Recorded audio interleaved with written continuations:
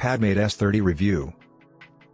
The Padmate S30 has a strong, sweat-proof construction, with a silicone headband and hard plastic transducers. At 30 grams it is heavier than its competitors, yet still comfortable to use.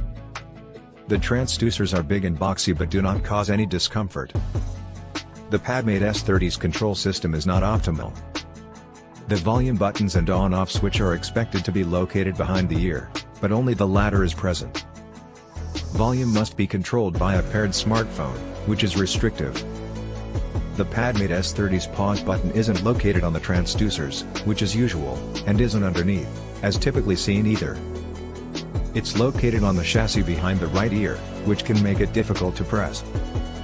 The Padmate S30 has an advantage over other bone conduction headsets, as it uses a USB-C slot for charging instead of proprietary charging cables. When the Padmate S30 is paused while listening to music or a podcast, a very loud beep is emitted into the ear. Its origin is unknown and it interrupts any listening experience.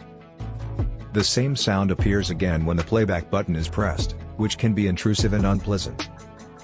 The Padmate S30 is light on features but provides the basics for runners, such as sweat and water-resistant build, hands-free calls, and long battery life. The 150 mAh lithium-ion battery inside it can last 8 hours at half volume. But given that it is more realistic to use the Padmate S30 at full volumes, its battery life is reduced to 6 hours. Recharging the Padmate S30 from empty is estimated to take approximately 90 minutes. And it supports USB-C charging and can be done using a power bank. Controlling music playback with a headset can be difficult. The headset only has an on/off switch, taking 3 presses to advance to the next track and 4 each for going to the start of the track or returning to the previous track.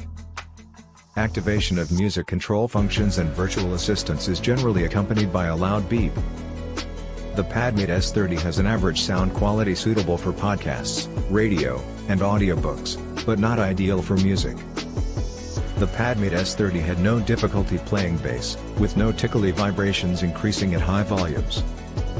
However, when playing music it came off a bit muffled, with treble highs being cut off. This is typical of bone conduction headphones, whose main focus is on convenience and usability rather than sound quality.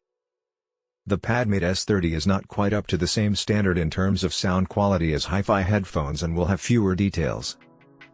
However, if you intend on listening to podcasts, radio, and audiobooks primarily while running, they are a suitable option.